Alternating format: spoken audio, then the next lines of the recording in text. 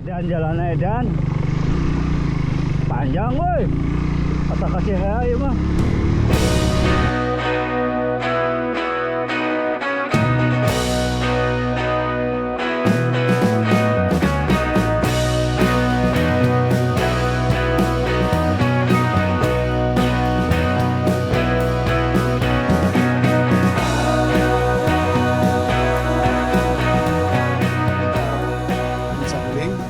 Jadi dari tenisnya kita akan jalan-jalan mulai dari Kota Baru Parahyangan ya, dari timur kemudian kita ke arah barat. Nah, di antara Kota Baru Parahyangan sampai ke lokasi nanti finishnya di sekitar sampai Sanggenit.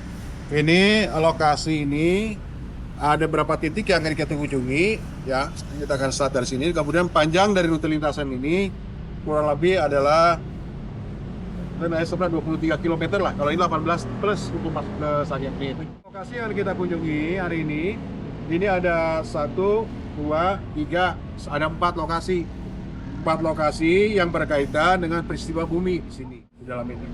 Yang pertama akan melihat, ternyata kalau misalnya teman-teman melihat ada sebuah gunung api purba yang namanya Gunung Api Sunda.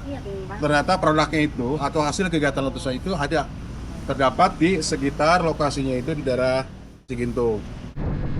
Assalamualaikum, berjumpa kembali bersama Laya World. Hari ini barengan komunitas Geourban akan menyusuri kawasan Kabupaten Bandung Barat. Tepatnya dimulai dari Kota Baru Parahyangan sampai ke Sanghyang Kenit di Raja Mandala.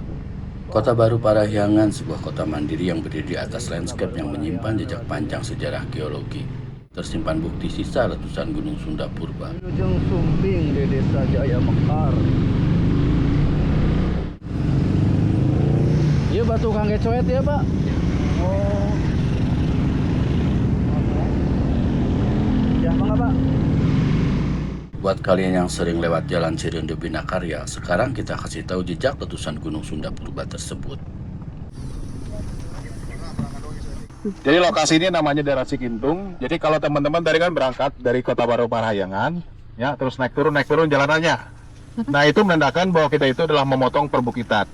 Ini pasir Lampegan ke arah sana di belakang ini. Ini Gunung Lalahir, sekarang berubah nama jadi Gunung Cikur. Ini ya sebelah kanan yang dugul ini nih, ini gunung aslinya namanya Gunung Pancalikan. Pancalikan. Tapi sekarang terkenalnya pakai nama Gunung Bendera. Kenapa? Karena Bendera pakai. salah satunya adalah kalau lagi latihan auri di situ dipasang bendera sebagai penanda. Kemudian di bawahnya ada Puncak Bayangan, sekarang mah terkenal namanya Puncak Rindu. Kalau yang itu Gundul, yang sebelah kirinya Rimbun, namanya Gunung Halimun. Nah, kenapa yang gunung sebelah kiri mah Rimbun? Karena di situ ada patilasan, salah satunya Eyang Kian Santang. Menurut kepercayaan ya, jangan nanya apakah itu asli atau enggak, pokoknya di situ ada makam Kian Santang dan segala macam. Ini kalau kita melihat perbukitan biasanya kan berkaitan dengan aktivitas gunung api ya. Ada gunung api meletus kemudian menumpuk materialnya. Tetapi kalau ini tidak berkaitan dengan gunung api, tapi berkaitan dengan kondisi tektonik ya. Jadi bayangkan kalau misalnya di rumah ada meja, di atas ada taplak, kemudian dari kiri kanan kita kompres ya, didorong ke arah ke depan seperti ini ya, setagakan. Kemudian yang terjadi itu adalah seperti ini. Nah, dorong seperti ini. Ya, jadi seperti ini. Nah, ini adalah perbukitan terlipat. Nah, inilah sumbunya barat timur. Kita proses yang ada di selatan, kemudian melihat ke arah utara. Dan si perbukitan ini seiring waktu tererosi, jadi membentuk tinggian-tinggian. Begitu ya teman-teman semuanya ya. Jadi kalau kita melihat ke sisi sebelah selatan dari Citatah itu lebih banyak didominasi oleh tinggian-tinggian yang dibentuk oleh kegiatan tektonik atau perbukitan sinklinal. Di selatan itu ada Samudra Hindia. Ya, kemudian bloknya itu atau si tektoniknya itu sendiri mendorong 7 cm per tahun dan kemudian dia mendorong Pulau Jawa, Eurasia ya. Kemudian bentuknya seperti ini. Nah, ini yang terjadi adalah pelipatan. Nah, kemudian di belakang saya ini menarik ya. Di sebelah kanan saya, kemudian sebelah kanan agak jauh sebelah sedikit ke arah selatan. Jadi ini yang kita pijak saat ini adalah dulu bekas kegiatan tambang. Jadi masyarakat menambang lokasi ini barangkali sekitar tahun 90-an. Tujuannya apa? Untuk mendapatkan material. Jadi galiannya galian tipe C. Jadi tipe C ini tujuannya adalah untuk menggali baik itu batuan dan termasuk pasir. Jadi di belakang saya, barangkali kalau teman-teman yang sudah pernah berangkat ke Gunung Tangkuban, ke Gua Pakar di Tahura Dago ya, ataupun di Gua Jepang. Nah ini batuannya sama. Di batuannya sama. Jadi hasil kegiatan produk aliran awan panas dari sebuah letusan gunung api. Ya. Jadi kalau yang kita lihat di Tahura itu sudah jelas ya, sudah confirm bahwa itu memang jaraknya dekat sekali dari pusat letusan. Ya, kemudian kalau kita tarik ke arah utara itu ketemu dengan namanya lah Gunung Sunda. Jadi Sunda berevolusi tidak hanya satu kali tapi berkali-kali. Ada Prasunda, kemudian Sunda, kemudian setelah terbentuk kaldera, ini produk dari kegiatan letusan kaldera ya.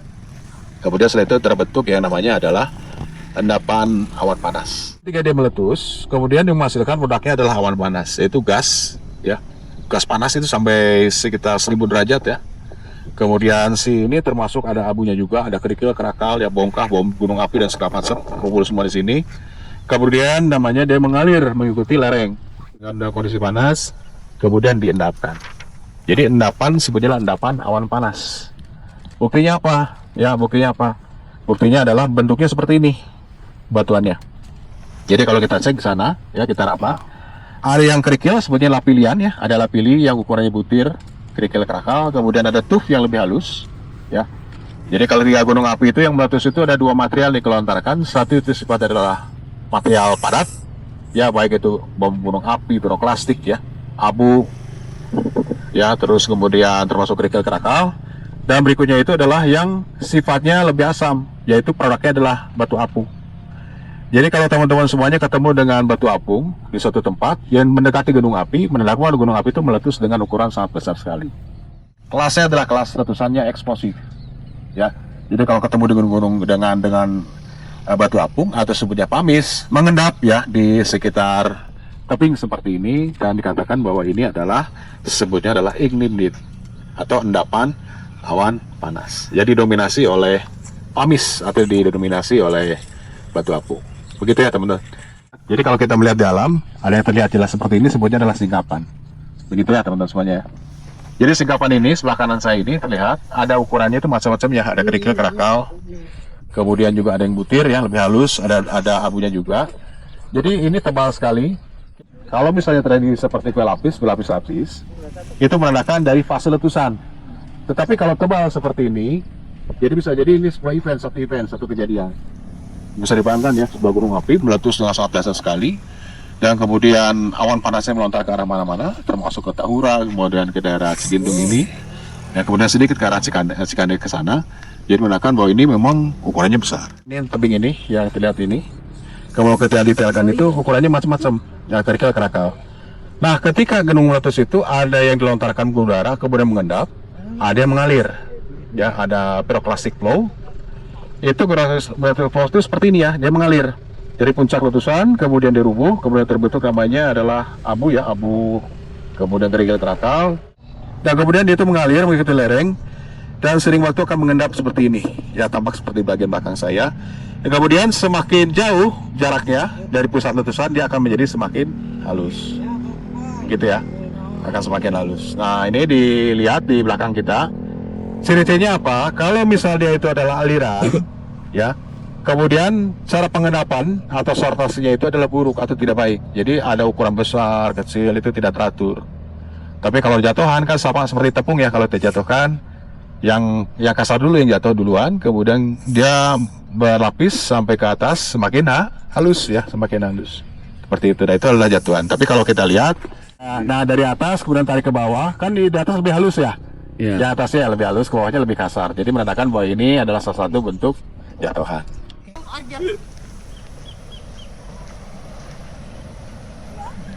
Yuk,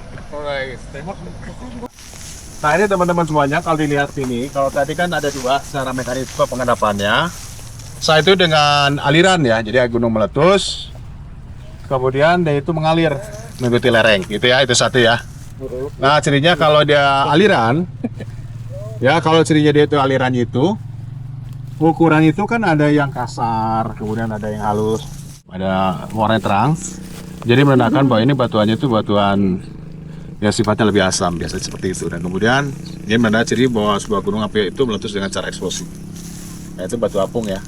Nah ini kalau tadi di Raba kan lebih lebih mudah ini ya, tapu ya.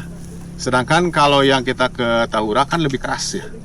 Jadi membedakan karena saking jauhnya, jadi membedakan dengan mekanisme yang terjadi di Tahura. Kalau Tahura itu welded atau terelaskan.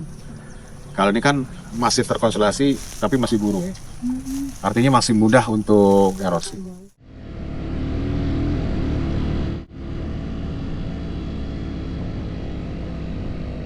Kita lanjutkan ke Desa Cikande, pusat perajin batu cowet. Kalau di Desa Jaya Mekar tadi kita melihat bakalan batuannya, di Cikande kita akan melihat langsung proses penambangan dan pembuatan batu cobek. Ada perumahan pada kosong gini rumahnya ya. Perumahan apa ini namanya?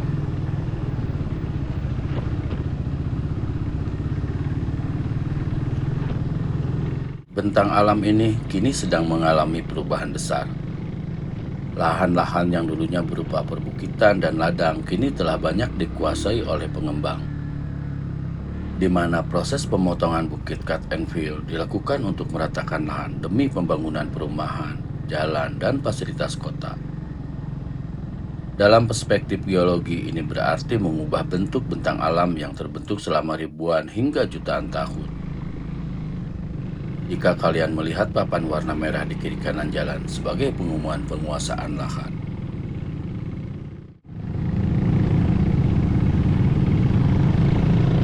Ayun ya.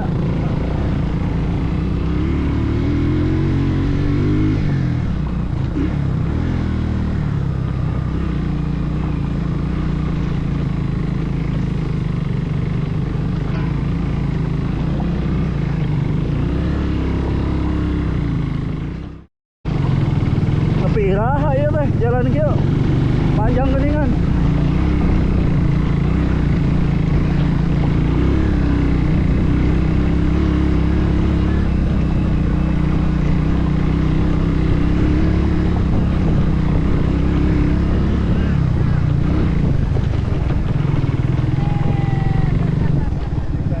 Panjang kieu geuningan. Masih? Jalur tidak Halus jalur nama tinggal NMAX.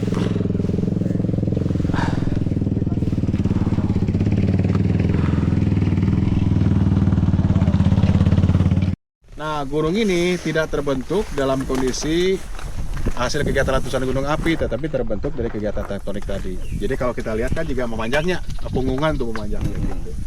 Jadi kalau kita punya kertas kiri kanan, taplak meja dorong, jadi nanti berterlipat-lipat. Jadi itu menandakan bahwa perukitan ini dulunya itu ada di bawah permukaan laut. Ya, buktinya apa? Karena kalau tarik lagi di balik gunung ini, ketemu dengan namanya adalah perukitan kars. Ya. Jadi perukitan kars itu kalau kita bayangkan, kalau kita ke Pangandaran, itu kan ada koral ya, ada terumbu karang. Nah, kalau terumbu karang masih muda, sama seperti kita lihat di Pangandaran. Tapi kalau umurnya tua sampai jutaan, karena di umur itu sendiri adalah di akhir sekitar Oligocene. Jadilah formasinya adalah formasi Citarum. Ini adalah formasi Raja Mandala. Yang warna merah ini adalah batu kapur atau perbukitan kars. Nah ini terlihat ya, ini ada sinklinal ya. Jadi ini tanda dalam penentuan peta geologi yang menandakan bahwa inilah daerah terlipat. Nah ini lihat ya terlipat. Jadi ini nih. Warna apa? Ya ini nih, yang garis-garis ini, garis tiga. Gunung di atas itu. Nah inilah gunung-gunung di atas yang menandakan bahwa ini ketika ini didorong, kemudian itu terlipat-lipat. Jadi ini, yang warna hijau ini. Yang di belakang ini adalah warna hijau ini. Gitu ya teman-teman semuanya. Jadi confirm bahwa para ahli geologi pun juga sudah memetakan bahwa perbukitan di belakang saya ini adalah perbukitan terlipat. Gitu ya. Jadi kalau ketemu, itu kenapa sana bukit itu seperti itu terbentuk. Karena ternyata didorong oleh kegiatan tektonik dari arah selatan mendorong ke arah sini, kemudian dia terlipat. Begitu ya. Nah kemudian kapan kejadiannya? Jadi kalau dalam fase itu ada 3 fase. Yang terbentuk itu adalah yang pertama kali adalah pembentukan endapan batuan karbonat dulu terlebih dahulu. Jadi kan sering ya kalau kita datang ke daerah perbukitan kars, kita melihat bahwa ternyata ada koral. Jadi menandakan bahwa ini dulunya adalah tinggian. Dan kemudian kiri kanan ini atau utara selatan ini adalah laut. Dan ini ke arah ini semakin dalam, ke arah utara pun semakin dalam. Jadi menandakan bahwa ini adalah bagian dari laut tadi. Bagian pantai ya, jadi bagian darat yang muncul di atas lautan, begitu ya. Nah, kapan terjadinya? Jadi kalau ini adalah peta Jawa, ya saat ini ya. Kemudian dilihat dari dari ini ya, dari arah darat yang muncul. Jadi kalau dilihat ini peta Jawa saat ini ya. Jadi dia tuh rotasi sebenarnya itu. Makanya dia harus rotasi counterclockwise. Dan kemudian kalau dilihat di sini bahwa inilah batas pantai pada saat Oligosen. Oligosen itu sekitar 28 juta tahun yang lalu. Ya, saya masih PAUD lah saat itu ya. Jadi ini menandakan bahwa ini adalah batas dari pantai tadi. Jadi kalau kita datang ke Pangalengan pada saat 30 sampai 28 juta tahun yang lalu itu adalah batas pantai. Pangalengan Pangalengan teh. Pantai.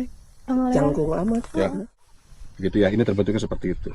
Ini belum ada ya. Yang ini belum ada. Berarti produk dari ini teh beda. Produk yang merah yang hijau teh Betul. beda. Jadi yang terbentuk ini dulu. Terumbu karang dulu.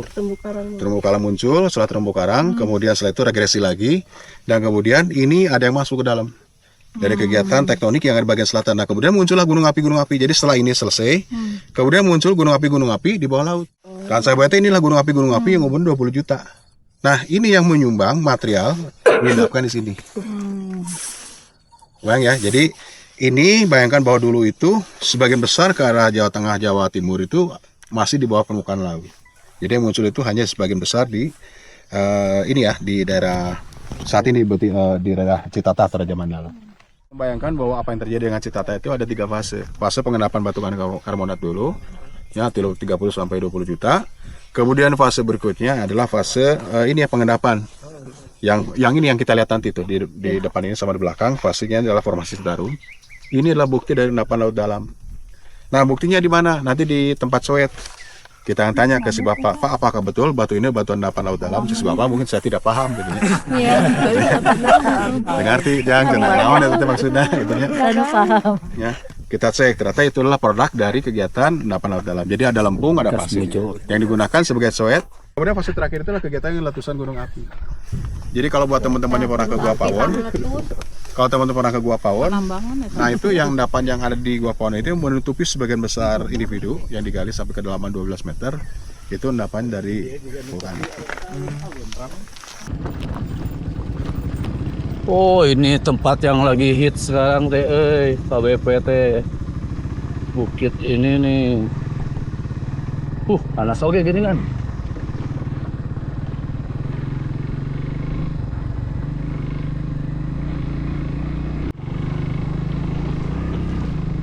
Wah, edan jalannya edan. Panjang woi.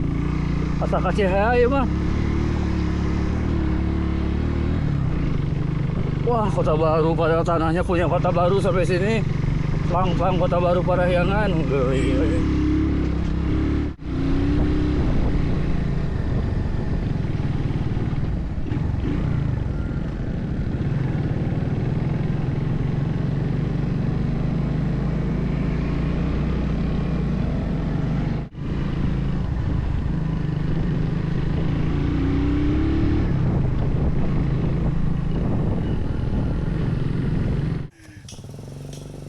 Perajin batu cuet Cikande sudah ada sejak tahun 80-an. Dikenal dengan batu cuet Cikande, warga menyebutnya batu hideng atau batu yang didominasi dengan warna gelap.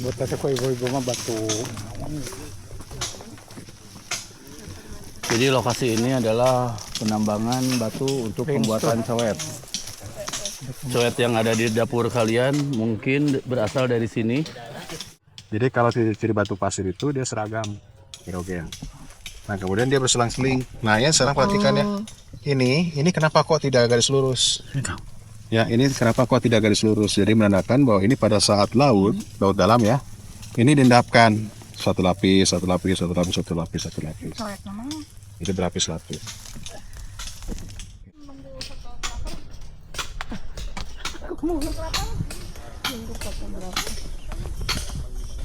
Pak, itu di Cangna asok anu nyandakan, Pak.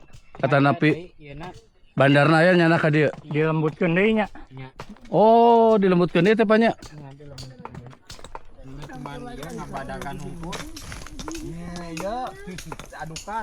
Ciri-ciri coet nu teu gampir beulah nu kumaha Kang?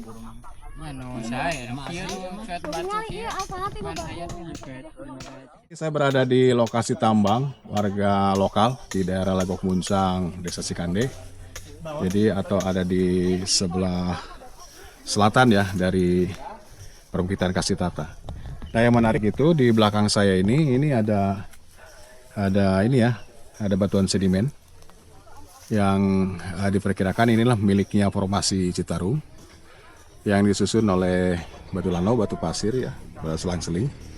Nah, ini ketemu di sini semua. Nah, kemudian yang menariknya itu adalah karena batuan ini yang mudah sekali untuk dipahat, ya, kemudian mudah untuk dibentuk dan menjadi favorit atau menjadi bahan dasar untuk membuat batu coet yang dikerjakan di sekitar Cikande, kemudian dijual ke seluruh Indonesia. Nah, sayang sekali ya, jadi rupanya pembuatan ini memang sudah cukup lama dari barangkali tahun 80-90-an. Nah, kemudian saat ini sebagian besar wilayah ini penguasanya sudah masuk ke kepemilikan lahan pengembang ya. Jadi tadi menurut warga bahwa lokasi ini sudah tidak bisa lagi digunakan untuk kebutuhan masyarakat, terutama untuk kegiatan penambangan dan pembuatan batu coet yang bahannya itu dari batu pasir. Ini adalah formasi Citarum sekitar Miocen tengah ya. Ini adalah selang-seling antara batu pasir atau batu lanau dan breksi dan lempung memperlihatkan urutan 8 turbidit. Jadi menandakan bahwa lokasi ini dulunya adalah laut dalam. Ya, yang didapatkan itu adalah diantaranya ada pasir, kemudian lempung yang lebih halus. Kemudian seiring waktu dia mengendap, kemudian menjadi keras ya karena ada tekanan dari bawah, tekanan dari atas, kemudian ada pemanasan dari bawah. Kemudian berubah batunya menjadi batu pasir. Eta kira tinggal lah. Bener ya mah, bener. Ini itu menang murah ya mah. Bakalannya Asli. Bener asli Pak, abi nembe terang. Jadi kalau ini garisnya hampir sejajar, planar semua. Jadi mengendapannya itu tanpa ada gangguan kan? Oh, set. Pelan, mengendap, datang lagi, mengendap lagi. Tapi kalau dia beriak-riak, jadi nanti ada yang seperti bergelombang, saya belum menemukan ya. Jadi kalau yang bentuknya bergelombang menandakan bahwa ini diendapkan di lautnya laut. Jadi set. Udah berombak. Oh. Jadi bayangkan, ini di dalamnya bisa 500 sampai 2000 meter. Itu bocah. Laut dalam. Kemana ka tukang coet teh? Itu. Tukang coet itu tadi luhut tukang coet. Iya kan. Saat ini kita berdiri di atas ketinggian berapa? 790 tuh. Sarajeng Bandungnya. Padahal kita di gunung. Ya karena bukit ya, di atas bukit.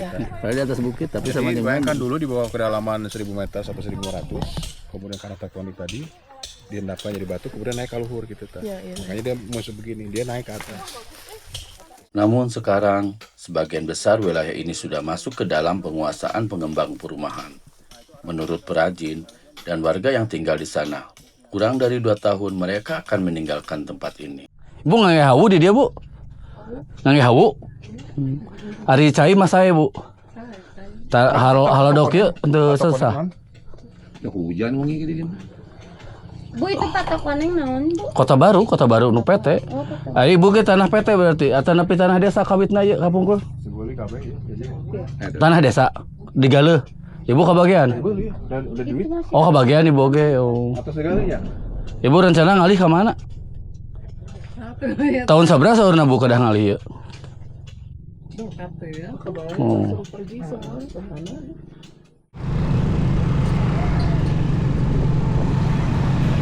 Terima kasih sudah mengikuti channel ini. Mari kita jaga alam dan jangan biarkan hilang secara perlahan. Sampai jumpa di siang yang kening.